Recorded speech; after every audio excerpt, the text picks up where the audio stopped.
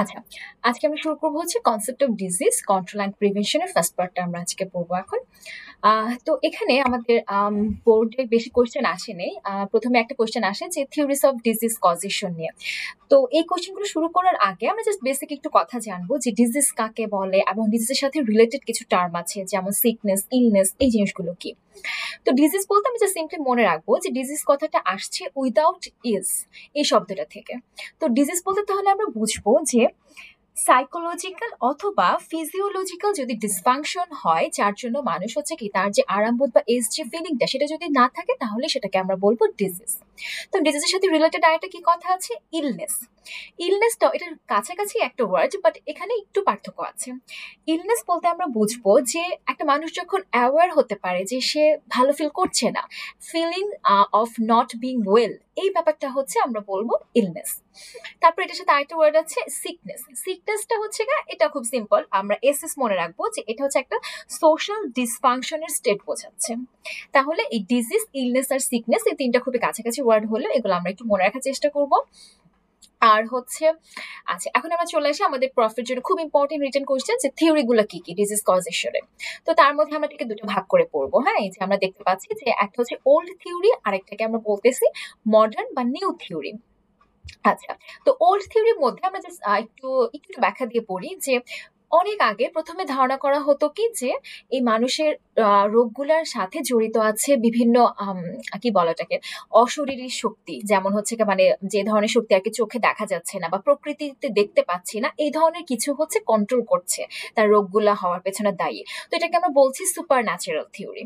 তো super natural থিওরির ধরো এরকম ছিল যে বলা হয় যে পৃথিবীর কে নাকি বলে একটা ধরো এটা অ্যাকচুয়ালি গ্রিক পুরাণের অনেক আগের কাহিনী যে পৃথিবীকে হচ্ছে এরকম দেবতারা ধরে রাখতো, মানে তার হাতের উপরে আছে। তারপর বা এরকমও ধারণা ছিল যে মানে কার হাত বা কার পার উপরে হচ্ছে তোমার সমুদ্র তোমার আছে, মানে এরকম উল্টাপাল্টা জিনিস আর কি। সো এগুলো হচ্ছে সুপার ন্যাচারাল থিওরির মধ্যে পড়ে। তো তারপরে আসলো ডেমোনিক থিওরি। হ্যাঁ, ডেমোনিক থিওরিটা তখন হচ্ছে যারা তোমার ডেমন্স বা মানে তাদের যখন উপাসনা করা শুরু করলো, তো তখন হচ্ছে মানে একটা থিওরি চলে আসলো যে ডেমন্সদের যদি অবাধ্য হও তাহলে হচ্ছে তোমার রোগগুলো হবে। সো এখান থেকে চলে আসছে ডেমোনিক থিওরি। এগুলো জাস্ট আমরা একটু নামতে মেনলি মনে রাখবো। তারপরে চলে আসছে যে থিওরি অফ হিউমার্স। হ্যাঁ, জাস্ট আমরা নামগুলো একটু মনে রাখি। হ্যাঁ, এটা একটু উন্নত হওয়ার পরে তারপরে চলে আসছে কনসেপ্ট অফ কন্টাজিয়ন। কন্টাজিয়নের সময় মানুষটা কি খুবই সচেতন যে তারা বুঝতে পারলো যে সংস্পর্শ থেকেও হচ্ছে মানে একজন আরেকজনের থেকে কিন্তু রোগ ছড়াতে পারে। সো এখানে আসছে আমাদের কনসেপ্ট অফ কন্টাজিয়ন। দেন আরেকটা জিনিস আসছে ম্যাজমেটিক থিওরি। হ্যাঁ, এটা একটু ইম্পর্টেন্ট, এটা আমাদের হচ্ছে এটাও আলাদা করে এলাবোরেশন করতে দেয় যে ম্যাজমেটিক থিওরি বলতে কি বোঝো। ম্যাজমেটিক থিওরিটা হচ্ছে যে আমরা দেখি যে বলা হয় যে আমাদের ধরা হয় যে এনভায়রনমেন্টের মধ্যে তিনটা বেসিক জিনিস আছে, কি কি, এয়ার, তারপরে হচ্ছে ফায়ার, আর হচ্ছে ওয়াটার। তো এই তিনটার মধ্যে যদি আমাদের কোনো ধরনের ইমব্যালেন্স অবস্থা হয়, স্পেশালি ইয়ারে যদি কোনো ধরনের ইমব্যালেন্স হয়, সেটাকে বলা হচ্ছিল ম্যাজমেটিক থিওরি। হ্যাঁ, যেমন হচ্ছে এটাকে বলা হয় যে ডিজিজ কজেশনটা হচ্ছে কিসের জন্য, ব্যাড ইয়ারের জন্য। হ্যাঁ, অথবা নক্সাস ইয়ার বা ভ্যাপরের জন্য হচ্ছে আমাদের ডিজিজটা হচ্ছে, এটা আর কি ধরা হয়।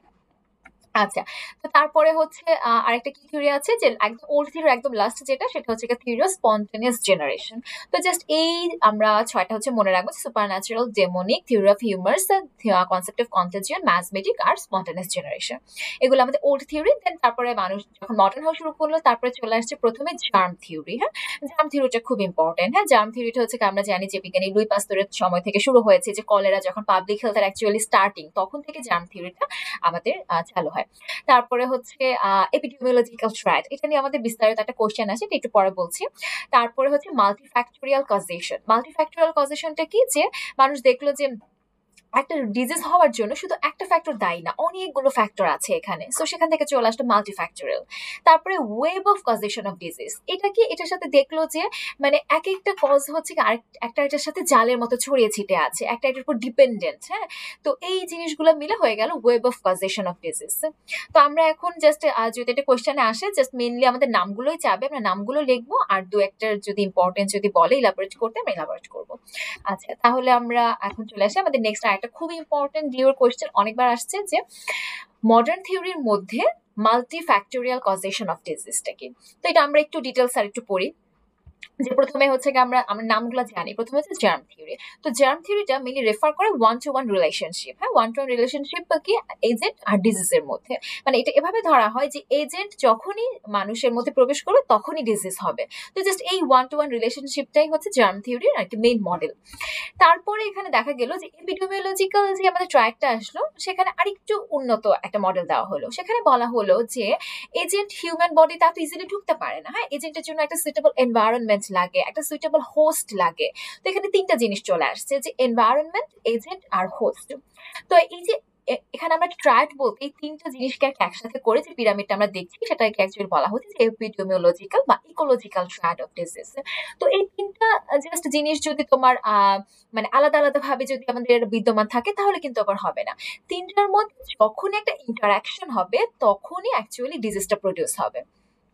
তো এখানে বলা হচ্ছে যে হার্মফুল এজেন্টটা যখন একটা সাসেপ্টেবল হোস্টের সংস্পর্শে আসলো এবং একটা প্রপার এনভায়রনমেন্টের মধ্যে, তখনই আমরা বলতে পারি যে এই ডিজিজটা প্রডিউস হবে। এখন তো তারপর এখন চলে আসছে যে মাল্টিফ্যাক্টরিয়াল কজেশন। তো এখানে হচ্ছে আমি একটু আগে বললাম যে সিঙ্গেল ফ্যাক্টর কিন্তু ডিজিজ কজ করতে পারে না। হ্যাঁ, একটা ডিজিজ হওয়ার জন্য অনেক মাল্টিপল ফ্যাক্টর দরকার।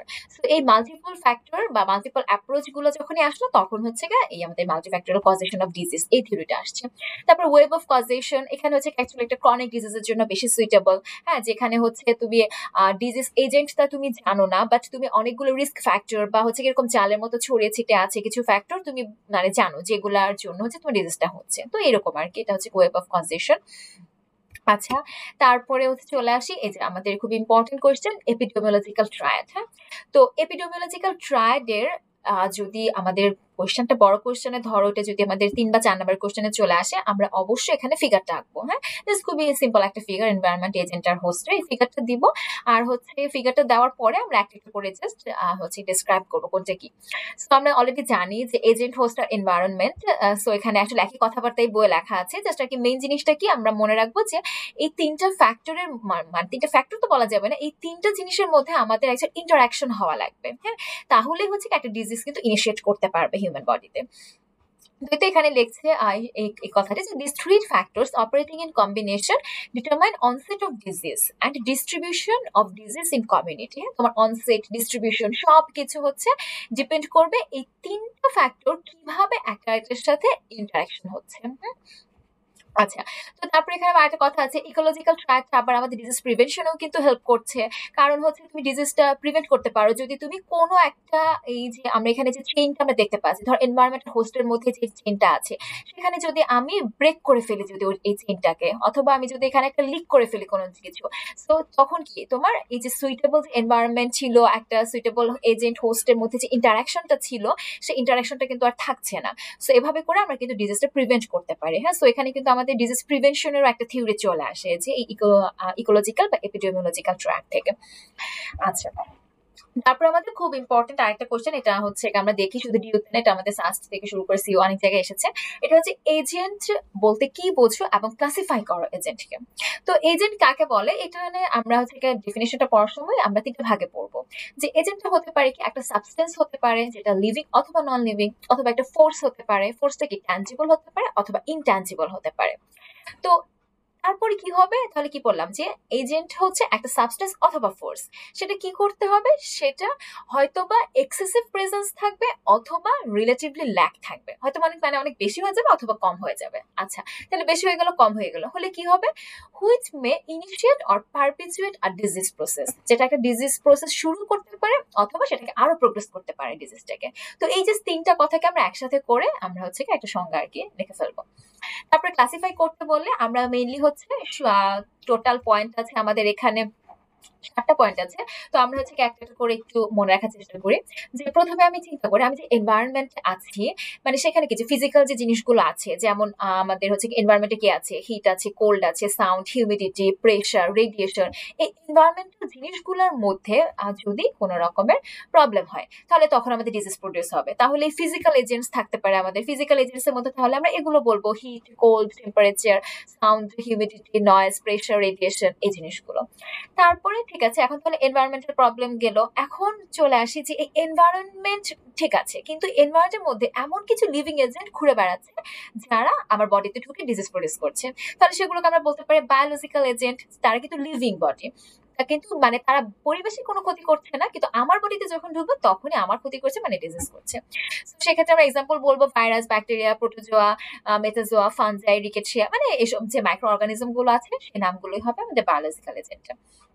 তারপরে এখন আমাদের বায়োলজিক্যাল এজেন্টস গুলো আমাদের বডিতে কখন ঢুকবে? যখন আমরা প্রপারলি নিউট্রিশন নিব না, অথবা হচ্ছে খুব এক্সেসিভ নিব, অথবা ডেফিসিয়েন্ট যদি হয় আমাদের নিউট্রিটিভ এলিমেন্টস গুলো, তখন কি আমাদের বিভিন্ন নিউট্রিশনাল ডিসঅর্ডার হতে পারে।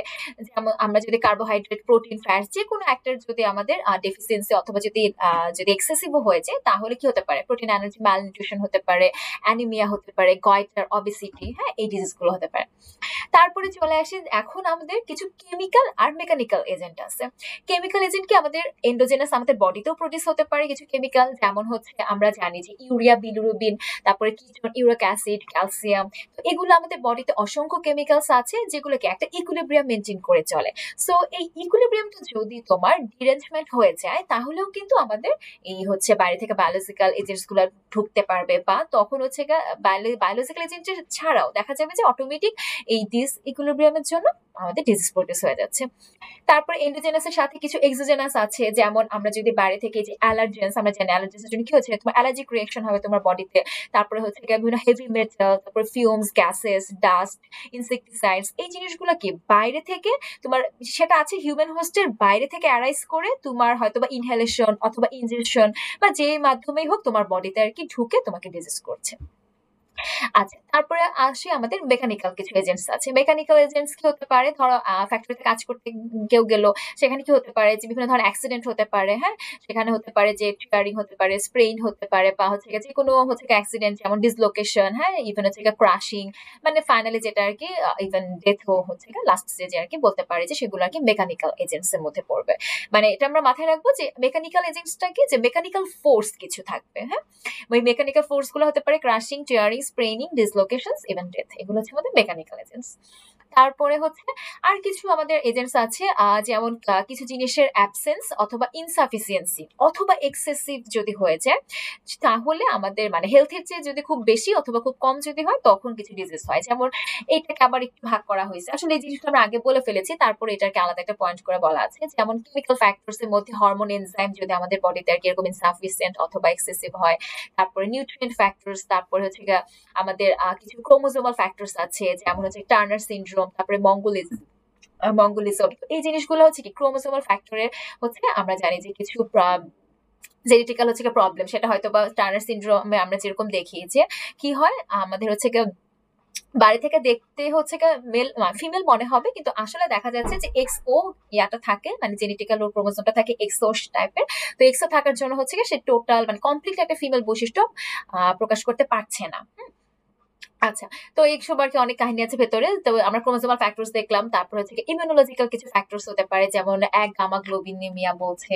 তো এই জিনিসগুলো জাস্ট কি জাস্ট একটু নাম মনে রাখি, কেমিক্যাল, নিউট্রিয়েন্ট, তারপরে ক্রোমোজোমাল, ইমিউনোলজিক্যাল। তারপরে এখন আসে কিছু সোশ্যাল এজেন্টস। সোশ্যাল এজেন্টস তো আমরা বুঝি যে poverty, smoking, abuse of alcohol, হ্যাঁ, আনহেলদি লাইফস্টাইল, এই জিনিসগুলো। আচ্ছা, তো এখন আমাদের আরেকটা important question, disease of social origin. তো এটা আবার খুব আমাদের হচ্ছে বানায় লেখার মতো কোয়েশ্চেন, যে আমরা সোশ্যাল অরিজিন বলতে আমরা কি বুঝাবো, যে একটা হচ্ছে কি ধরো পভার্টি রিলেটেড কিছু ডিজিজ হতে পারে, যেমন আমরা এই যে দেখো নিউট্রিশনের অভাব হবে যারা গরিব পোর মানুষ, স্বাভাবিক, সো প্রোটিন এনার্জি ম্যালনিউট্রিশন হতে পারে, তাদের আয়রন ডেফিসিয়েন্সি, অ্যানিমিয়া হতে পারে। তারপর তাদের হচ্ছে তারা যেহেতু ধরো স্লাম এরিয়াতে থাকে, সো তাদের ইনফেকশনাস ডিজিজ বেশি হতে পারে, টিউবারকুলোসিস, স্ক্যাবিস, পেডিকুলোসিস, এগুলো বেশি হতে পারে। তারপর হচ্ছে তারা হচ্ছে ড্রাগ অ্যাবিউজ, যদি স্বাভাবিক যে ফিনান্সিয়াল প্রবলেমের জন্য তারা হচ্ছে ডিপ্রেসড হয়ে ড্রাগ অ্যাবিউজ করছে, প্রস্টিটিউশন করছে, গ্যাম্বলিং, বার্গলারি, এই কাজগুলো করছে। সো তাহলে এগুলো হচ্ছে আমাদের পোভার্টি রিলেটেড ডিজিজ। এখন ঠিক আছে, পোভার্টি ঠিক আছে, তারপরে দেখা যায় যে এটা পোভার্টি ছাড়াও পরবর্তী কি তোমার হচ্ছে আমরা অনেক রিচ ফ্যামিলিতেও দেখি যে স্মোকিং রিলেটেড যে প্রবলেমগুলো আছে, স্মোকিং রিলেটেড কিছু ডিজিজ হতে পারে। যেমন স্মোকিং করার জন্য হচ্ছে আমাদের ওরাল ক্যান্সার, স্পেশালি স্মোকটা আমাদের কিন্তু লাংসে গিয়ে এফেক্টটা বেশি করে। সো লাংসের বিভিন্ন ডিজিজ যেমন সিওপিডি, লাং ক্যান্সার, এগুলোর সাথে রিলেট আমাদের কিন্তু কার্ডিওভাস্কুলার সিস্টেমও প্রবলেম হতে পারে, যেমন মাইক্রোজিন ইনফার্কশন, স্ট্রোক, এগুলো হতে পারে। তারপরে ড্রাগ অ্যাবিউজ, আচ্ছা স্মোকিং এর সাথে রিলেটেড আরো কিছু যেগুলো আছে, যেমন drug abuse, alcohol consumption related কিছু ডিজিজ আছে। অ্যালকোহলটা আমরা জানি যেহেতু লিভারে গিয়ে হচ্ছে মেটাবলিজম হয়, সো সিরোসিস অফ লিভার হতে পারে, তারপর কিছু মোটর ভেহিকল অ্যাক্সিডেন্টস, তারপর কিছু বিহেভিয়ারাল প্রবলেম যেমন হচ্ছে ফ্যামিলি কনফ্লিক্টস, যেমন আমরা এখন সোসাইটিতে দেখছি অনেক ডিভোর্স বাড়ছে, অ্যাসাল্ট রেপের কেস বাড়ছে। তো এই জিনিসগুলো হচ্ছে আমাদের বিহেভিয়ার রিলেটেড প্রবলেমস। তারপর হচ্ছে কিছু আছে আনহেলদি লাইফস্টাইলের জন্য, হ্যাঁ, যেমন হচ্ছে আনহেলদি লাইফস্টাইল খুব কমন যে আমাদের হচ্ছে ডায়রিয়া হচ্ছে, হ্যাঁ ডায়রিয়া, তারপর হচ্ছে রেসপিরেটরি ট্র্যাক ইনফেকশন হচ্ছে, তারপর disease related to social isolation and mental depression. তো সোশ্যাল আইসোলেশন আর মেন্টাল ডিপ্রেশনে এখানে কি যে আমাদের ক্রনিক ডিপ্রেশনে পড়ছে, তারপরে সুইসাইডাল টেন্ডেন্সি বাড়ছে, তারপর আমাদের পার্সোনাল ডেফিসিয়েন্সি হচ্ছে, বা বিভিন্ন ক্ষেত্রে সবকিছুতে মানে ফেইলিউরের একটা হচ্ছে টেন্ডেন্সি বেড়ে যাচ্ছে, তারপর লনলিনেস বা মানুষ ইনফিরিয়রিটি কমপ্লেক্সে ভুগছে। তো এই জিনিসগুলো actually social isolation and mental ডিপ্রেশনের জন্য হয়। তারপর কিছু আদার্স প্রবলেমস এর মধ্যে বলা হয়েছে, ওই অ্যাকচুয়ালি সবগুলো মিলেই হচ্ছে কিছু এক্সট্রা যেগুলো থাকবে ওগুলো আমরা আদার্সে লিখে দিব, যেমন টেরোরিজম, কারাপশন, মার্ডার, এই জিনিসগুলো। আচ্ছা, তারপর একটা কোশ্চেন খুব ইম্পর্টেন্ট যে ন্যাচারাল হিস্ট্রি অফ ডিজিজ বলতে তুমি কি বোঝো? তো ন্যাচারাল হিস্ট্রি মানে কি যে এই যে একটা ডিজিজ মানে টাইমের সাথে যে ইভলভ করছে একদম তার আর্লিয়েস্ট স্টেজ থেকে শুরু করে একদম টার্মিনেশন পর্যন্ত, সেটা কি হতে পারে মানুষটা পুরোপুরি সুস্থ হয়ে মানে রিকভারি হয়ে সে মানে ডিজিজটা শেষ হলো, অথবা হতে পারে যে রিকভারি না হয়ে সে তোমার ডিসএবল হয়ে গেল, অথবা মানে এক্সট্রিম কেসে ডেথ। তো এইভাবে যে ডিজিজটা শেষ হচ্ছে একদম শুরু থেকে শেষ পর্যন্ত সে কিভাবে যাচ্ছে, কিভাবে ইভলভ করছে, এই জিনিসটাই আমরা ন্যাচারাল হিস্ট্রি অফ ডিজিজে পড়বো। সংজ্ঞা এটা বলছে যে disease evolves over time from the earliest stage of its pre-pathogenesis phase to its termination as recovery, disability and death in the absence of, আচ্ছা ডেথটা কখন হবে? ডেথ আর ডিসএবিলিটি হচ্ছে আমাদের অ্যাবসেন্স অফ ট্রিটমেন্ট আর প্রিভেনশন। তাহলে প্রথম আছে আমাদের প্রি প্যাথোজেনেসিস ফেজ, তারপরে প্যাথোজেনেসিস ফেজ। প্রি প্যাথোজেনেসিস নাম দেখে আমরা বুঝছি যে এখানে প্যাথোজেনেসিসটা শুরু হওয়ার আগে, প্যাথোজেনেসিস বলতে আমরা এটা আগে একটু বুঝে নিই যে প্যাথোজেনেসিসটা হচ্ছে যে ডিজিজ এজেন্টটা যখন আমাদের হিউম্যান হোস্টের মধ্যে এন্ট্রি করবে তখন এটাকে আমরা বলবো প্যাথোজেনেসিস, মানে প্যাথোজেনেসিসটা শুরু হয়েছে। তো এখানে আমাদের হচ্ছে যেমন মানে এখানে আমাদের তাহলে মাস্ট একটা ইন্টারাকশন লাগবে এজেন্ট আর হোস্টের মধ্যে। তো এই ফাইনাল হচ্ছে মানে প্যাথোজেনেসিসটা তোমার হচ্ছে হিউম্যান বডির মধ্যে সে প্রসিড করছে ফাইনাল একটা আউটকাম হতে পারে, হ্যাঁ সে আউটকামটা আর কি তিন ভাবে হতে পারে, হ্যাঁ ডিসএবিলিটি মানে ডিসএবল হয়ে যেতে পারে, অথবা হচ্ছে তোমার ডেথ হতে পারে, অথবা সবচেয়ে ভালো যেটা রিকভারি হয়ে যেতে পারে। আচ্ছা, তো তারপর তাহলে এই প্যাথোজেনেসিসের জাস্ট আগের অবস্থাটাকে আমরা বলবো প্রি প্যাথোজেনেসিস, হ্যাঁ যেমন হচ্ছে আমরা প্রি প্যাথোজেনেসিস বলতে বোঝাচ্ছি তাহলে ডিজিজ এজেন্ট এখনো ঢুকে নাই হিউম্যানে, সো এজেন্টার কি এজেন্ট এখনো হোস্টের মধ্যে মানে এখনো এন্টার করতে পারে নাই। সো তখন কি এজেন্ট হোস্ট আর ফেভারেবল এনভায়রনমেন্ট আছে ঠিকই, কিন্তু তাদের মধ্যে কি ইন্টারাকশন হয় না, এটা আমরা বলতে পারি, এটাকে আমরা বলবো প্রি প্যাথোজেনেসিস ফেজ। তো এখানে আবার দেখা যাচ্ছে যে প্রি প্যাথোজেনেসিস ফেজটা হচ্ছে এখানে আবার সুন্দর করে লেখা আছে, পরে প্যাথোজেনেসিস ফেজের আবার কিছু হচ্ছে আমরা দেখি একটু হচ্ছে ফ্লো চার্টের মতো একটা জিনিস করা আছে। ফার্স্টে কি হবে, ডিজিজ এজেন্টে ঢুকবে, ঢোকার পরে কি হবে তোমার বডিতে মাল্টিপ্লাই হবে, মাল্টিপ্লাই করে কি হবে আমাদের হচ্ছে ভিন্ন চেঞ্জ হবে, টিস্যু অ্যান্ড ফিজিওলজিক্যাল কিছু চেঞ্জ হবে। চেঞ্জ হওয়ার পরে এই আমরা দেখবো একটা ইনকিউবেশন পিরিয়ড ছিল, মানে সাইন সিমটম প্রকাশ করার আগ পর্যন্ত একটা পিরিয়ড ছিল, সেটাকে আমরা বলবো পিরিয়ড অফ ইনকিউবেশন। তারপরে আমরা দেখবো যে pathogenesis, early and late pathogenesis, মানে হচ্ছে এখানে দেখবো যে ডিজিজ যে সাইন সিমটম গুলো প্রডিউস করছে সেটা আবার হচ্ছে আর্লি দিকে কিছু সাইন সিমটম হয়, আবার লেটে গিয়ে হচ্ছে একটু ডেঞ্জারাসলি মানে জিনিসগুলো প্রকাশ পায়, এরকম হয়। তারপরে লাস্টে হচ্ছে আমাদের ফাইনাল কিছু আউটকাম যেমন রিকভারি, ডিসএবিলিটি, ডেথ। আচ্ছা, তারপরে হচ্ছে এখন কি what is natural history of disease imply, এগুলো আসলে বানায় লেখা জিনিস, সেটা আমরা বুঝবো যে ন্যাচারাল হিস্ট্রি অফ ডিজিজটা কি বোঝায়, এটা এপিডেমিওলজির কি কনসেপ্ট বলা হচ্ছে, ওকে কেন, কারণ এটা দিয়ে আমরা পুরো মানে সংজ্ঞাটা আমরা বলবো যে কোথা থেকে কোথা পর্যন্ত আমরা বুঝতে পারছি, এবং দেখা যাচ্ছে যে তোমার প্রত্যেকটা ডিজিজের কিন্তু নিজস্ব একটা ন্যাচারাল হিস্ট্রি থাকবে। ইভেন এমন হয় যে মানে হোস্ট চেঞ্জ হলে বা এনভায়রনমেন্টটা চেঞ্জ হলে তার ন্যাচারাল হিস্ট্রিটাও কিন্তু চেঞ্জ হয়। সো এখানে বলা হচ্ছে যে general formulation of natural history of disease is necessarily arbitrary, মানে এটা হচ্ছে কিন্তু ইচ্ছা মতো হচ্ছে আর কি। তারপর এখানে আরেকটা কোয়েশ্চেন আছে যে রিস্ক ফ্যাক্টর বলতে কি বোঝায়। রিস্ক ফ্যাক্টর বলতে আমরা এখানে জাস্ট মনে রাখবো যে এটা হচ্ছে এমন একটা জিনিস যেটা হচ্ছে ডিজিজ ডেভেলপমেন্টের সাথে অ্যাসোসিয়েটেড, হ্যাঁ so an attribute or exposure that is significantly associated with development of disease. তো জাস্ট এই কথাটাই মনে রাখবো।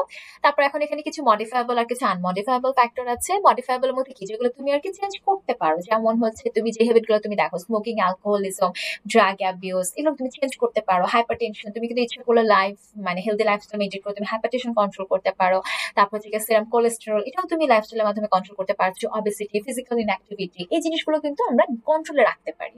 বাট আনমডিফায়েবল যেগুলো, মানে কি তোমার যেগুলোর উপর তোমার কোনো কন্ট্রোল নেই, যেমন সেটা হতে পারে এজ, সেক্স, রেস, তারপর কিছু জেনেটিক ফ্যাক্টর, হ্যাঁ, যেমন আমরা ওই যে টার্নার সিনড্রোম, তারপর এরকম ক্লিনেফেল্টার সিনড্রোম যেগুলো আছে, এগুলো তো তোমার উপর কিছু, মানে তোমার কোনো হাত নেই তো এসবের উপর। তারপর হচ্ছে কিছু ফ্যামিলি হিস্ট্রি, তারপর এথনিসিটি, হ্যাঁ, রেস, এথনিসিটি একটা টাইপের জিনিসে পড়েছে। তো এই জিনিসগুলো হচ্ছে আমাদের মডিফাইবল, আনমডিফাইবল রিস্ক ফ্যাক্টর। তো রিস্ক ফ্যাক্টরের মতো একটা কথা আছে রিস্ক অ্যাপ্রোচ। দুটো জিনিস আমরা অনেক সময় একরকম করে ফেলি, একরকম না কিন্তু। অ্যাপ্রোচ মানে কি, হ্যাঁ, তুমি একটা মানুষের কাছে অ্যাপ্রোচ করা বোঝাচ্ছে মানুষের কাছে তুমি পৌঁছানো, তাই না? সো এখানে আমরা বুঝবো রিস্ক অ্যাপ্রোচ মানে হচ্ছে, ধরো তুমি জানো যে এইগুলো হচ্ছে রিস্ক ফ্যাক্টর। তুমি এখন এই রিস্ক ফ্যাক্টর গুলো তুমি মানে খুঁজে বের করতে চাচ্ছ যে কাদের মধ্যে রিস্ক ফ্যাক্টর গুলো আছে। মানে তুমি একটা রিস্ক গ্রুপকে তুমি আইডেন্টিফাই করতে চাচ্ছ, ঠিক আছে? একটা পপুলেশনের মধ্যে তুমি কিছু ক্রাইটেরিয়া তুমি জানো, মানে রিস্ক ফ্যাক্টর গুলো তুমি জানো, এই ক্রাইটেরিয়া গুলো তুমি দাঁড় করে দিলে, এখন তুমি এই ক্রাইটেরিয়া গুলো কারা কারা ফুলফিল করছে তাদেরকে তুমি খুঁজে বের করবা, মানে তুমি রিস্ক গ্রুপ খুঁজে বের করবা, তারাই তোমার টার্গেট গ্রুপ হবে। এবং ফাইনালি তুমি কি করবা, তাদের প্রতি তুমি কিরকম অ্যাকশন নিবা। হ্যাঁ, তুমি জানো তাদের রিস্ক ফ্যাক্টর আছে, তো তুমি তাদেরকে ছেড়ে তো দিবা না, তাদেরকে তুমি কিভাবে হচ্ছে কি প্রিভেন্ট করবা তাদের রিস্ক ফ্যাক্টর গুলো যেন ডিজিজ ডেভেলপে না যায়। সো এই কাজগুলো আমরা প্রপারলি যে অ্যাকশনটা নিব, অ্যাপ্রোপ্রিয়েট অ্যাকশন নিব, সেটাকে আমরা বলছি রিস্ক অ্যাপ্রোচ। তাহলে আমরা সুন্দর করে বলবো যে precise identification of risk group or target group in the population by certain defined criteria and direct appropriate action to them first is called risk approach. যেমন আমরা এখানে কিছু বায়োলজিক্যাল, ফিজিক্যাল আর সোশিও কালচারাল। বায়োলজিক্যাল দেখো তুমি কি হতে পারে, বায়োলজিক্যাল মানে তোমার হচ্ছে কি, মানে আমাদের হচ্ছে বায়োলজি মানে হচ্ছে কি, মানে কি জীবন রিলেটেড, যেমন এজ, সেক্স, তারপরে ফিজিওলজিক্যাল স্টেট, যেমন তোমার হচ্ছে কি প্রেগন্যান্সি, কোলেস্টেরল লেভেল, হাইপারটেনশন। তারপর কিছু জেনেটিক ফ্যাক্টরস এর মধ্যে আমরা ফ্যামিলি হিস্ট্রি এর কিছু জেনেটিক ডিজিজের হিস্ট্রি দেখবো, আদার কিছু হেলথ কন্ডিশন দেখবো, এগুলো আর কি। ফিজিক্যাল কি, বাইরে আশেপাশে কি কি আছে, যেমন তুমি কোথায় থাকছো, রুরাল, আরবান নাকি স্লাম, তারপর তোমার লিভিং কন্ডিশনটা কিরকম, সেটাকে ওভার ক্রাউডিং কিনা, তারপর তোমার এনভায়রনমেন্টে যেটাতে আছে সেখানে ওয়াটার সাপ্লাই ঠিক মতো আছে কিনা, সেটাকে তোমার ইন্ডাস্ট্রি এলাকার কাছে কিনা। তো এই যে আশেপাশের জিনিসগুলো আমরা ফিজিক্যাল সিচুয়েশনে দেখবো। তারপর সোশিও কালচার, মানে তুমি দেখো যে সোসাইটিতে আছো সেটার তোমার সোশ্যাল ক্লাসটা কিরকম, তারপর তোমার কালচারাল গ্রুপ বা এথনিসিটি বা এথনিক গ্রুপটা আমরা দেখবো। তারপর হচ্ছে তোমার এডুকেশন, হাউজিং, এগুলা দেখবো। তারপর তুমি সোসাইটিতে থাকলে সেই সোসাইটির কাস্টমস, তারপর তোমার বিহেভিয়ার, হ্যাবিট, হ্যাঁ, এগুলো দেখবো। সেটার সাথে কিন্তু এই যে রিলেটেড আমাদের রিস্ক ফ্যাক্টর, স্মোকিং, তারপর ওভার ইটিং, ড্রাগ অ্যাডিকশন, তারপরে ল্যাক অফ এক্সারসাইজ, এগুলো কিন্তু ডিপেন্ড করে। তারপরে তুমি হচ্ছে হেলথ সার্ভিসের সাথে তোমার কিরকম অ্যাক্সেস আছে, লাইফস্টাইল, অ্যাটিটিউডস, এই জিনিসগুলো আমরা আর কি দেখবো। তারপর এখন চলে আসি, এটা আমাদের আরেকটি খুব ইম্পর্টেন্ট কোয়েশ্চেন যে ডিজিজ সাইকেলকে তুমি ডিফাইন করো। তারপরে ভাবে চলে আসে যে ড্রয়েন্ট level the disease cycle with brief description. তো তখন আমরা কি করবো, যে দেখো ফার্স্টে আমরা ডিফাইন করতে বললে আমরা এটা বলবো যে সাইকেল মানে কি, সাইকেল হচ্ছে কি একটা কোর্স, মানে একটা চক্রাকারে ঘুরছে। সো এটা হচ্ছে কি আমাদের কমিউনিকেবল ডিজিজ গুলোর একটা course, the courses of most communicable disease.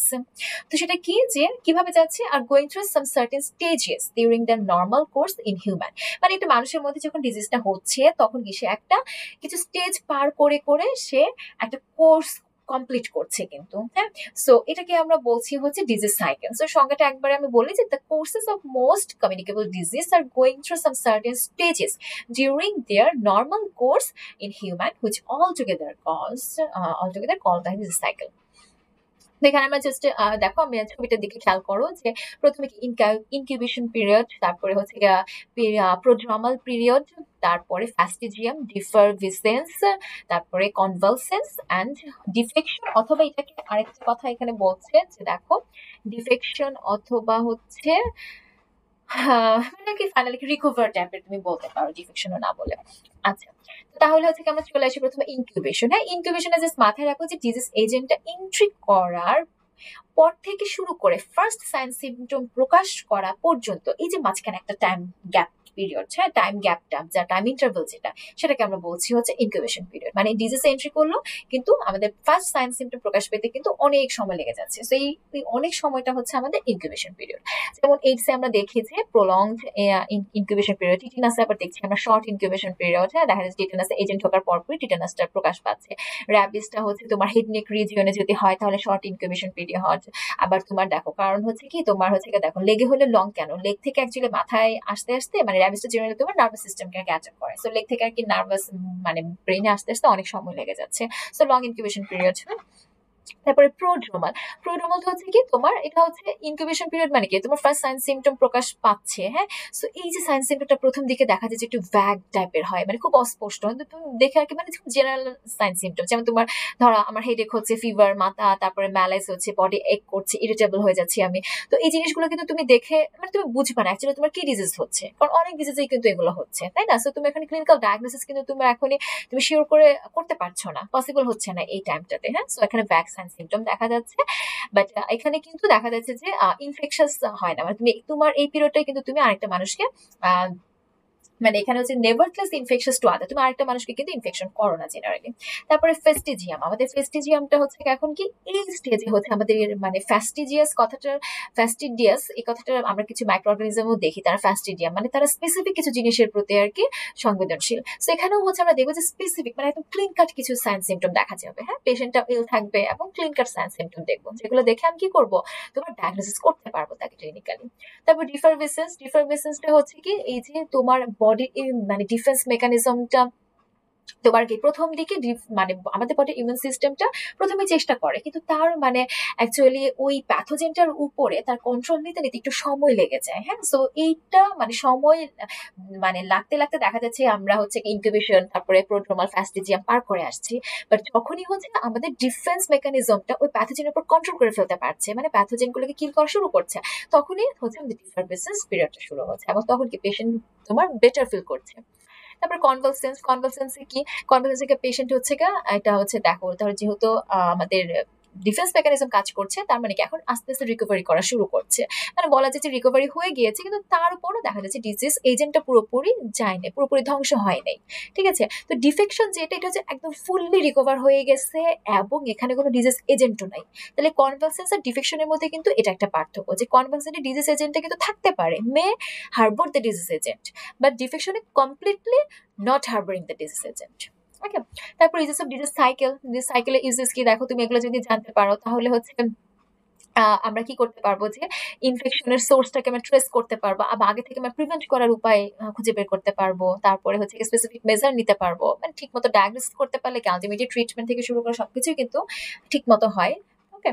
তারপর ডিজিজ স্পেকট্রাম বলতে আমরা কি বুঝি, হ্যাঁ, ডিজিজ স্পেকট্রামটা হচ্ছে মানে এটা একটা গ্রাফিক্যাল একটা প্রেজেন্টেশন, হ্যাঁ, যে ধরো একটা ডিজিজ তো মানে সেটা মানুষের শরীরে অনেকভাবেই দেখা যায় যে অনেক রকমের আউটকাম দেয়, সো একটা graphical presentation of variations in the manifestation of disease. তো ডিজিজের যে ম্যানিফেস্টেশন গুলোর মধ্যে কি আছে, অনেক ভ্যারাইটি আছে, অনেক ভ্যারিয়েশন আছে, এই ম্যানিফেস্টেশনের ভ্যারিয়েশন গুলো আমরা একটা গ্রাফিক্যাল একটা রিপ্রেজেন্ট করবো। সেটা হতে পারে কি দেখো এটা অ্যাকচুয়ালি আমি যে পয়েন্টগুলো লিখে রেখেছি এভাবে বললে ভালো, যেমন কি তোমার অ্যাকচুয়ালি প্রথমে মানে এটা অ্যাকচুয়ালি যদি আরো স্পেসিফিক্যালি হেলথ স্পেকট্রাম বললে এভাবে আর বললে আরো ভালো, বা ডিজিজ স্পেকট্রাম বললে তুমি এক্সপোজার থেকে শুরু করতে পারো। আচ্ছা, তো আমি হেলথ স্পেকট্রামটাই বলি, তাহলে প্রথমে হচ্ছে আমাদের কি পজিটিভ হেলথ থাকতে হবে, মানে তুমি পজিটিভ হেলথকে তিনটা প্ল্যানই তুমি হচ্ছে হেলথটাকে এনজয় করছো, ঠিক আছে। তারপর কি বেটার হেলথ, হ্যাঁ, তুমি হচ্ছে হেলথটা তোমার খুব ভালো আছে, তারপর তুমি কোনো ধরনের সিকনেস নাই, মানে ফ্রিডম ফ্রম সিকনেস। তারপর কি তোমার হচ্ছে সিকনেস আস্তে আস্তে আসছে কিন্তু তুমি বুঝতে পারছো মানে আনরিকগনাইজড, হ্যাঁ, আমাদের আমাদের সবার মধ্যে কিন্তু আসলে দেখা যায় অনেক ধরনের ডিজিজ আছে, বাট আমরা অ্যাকচুয়ালি জানি না। তারপরে কি ফাইনালি হচ্ছে তোমার মাইল্ড সিকনেস, তারপর থেকে সিভিয়ার সিকনেস এবং ফাইনালি হচ্ছে ডেথ, ঠিক আছে। বা গাইডে যেভাবে লেখা আছে যে এক্সপোজার হবে, তারপর কিছু সাবক্লিনিক্যাল মানে যেটা অ্যাকচুয়ালি তোমার এক্সপোজার হয়েছে এজেন্টের কিন্তু কোনো ধরনের ক্লিনিক্যাল বা ল্যাব এভিডেন্স পাওয়া যাচ্ছে না। তারপর ক্লিনিক্যালটা তো তুমি হচ্ছে mild to severe clinical illness হতে পারে, মানে তুমি এখানে ল্যাব ডায়াগনোসিস করে পাচ্ছ, ক্লিনিক্যালও পাচ্ছ সিমটমটা, হ্যাঁ, ফাইনাল আউটকামটা কি ডেথ হতে পারে, অথবা ডেথ ছাড়াও কিন্তু তোমার রিকভারও কিন্তু করতে পারে, তাই না? সো এটা একটা ইম্পর্টেন্স আছে, তুমি যদি মানে এই সিকোয়েন্সটা তুমি মডিফাইড করতে পারো, আলি যদি ডায়াগনোসিস করতে পারো, ট্রিটমেন্ট দিয়ে দিতে পারো, হ্যাঁ। তারপরে হচ্ছে concept of disease spectrum provides all for inclusion of all cases, এই সব কেসগুলো ক্লিনিক্যাল সাবক্লিনিক্যাল এগুলো আমরা ডিজিজটাকে স্টাডি করতে আমরা মানে ইউজ করতে পারি। তো এই তো তাহলে হচ্ছে আমরা আমার নেক্সট পার্ট হচ্ছে আমরা আইসোলেট অফ ডিজিজ থেকে শুরু করে এই কন্ট্রোল প্রিভেনশন গুলো সব শেষ করবো। সো থ্যাংক ইউ, আবার দেখা হচ্ছে একটু পরে।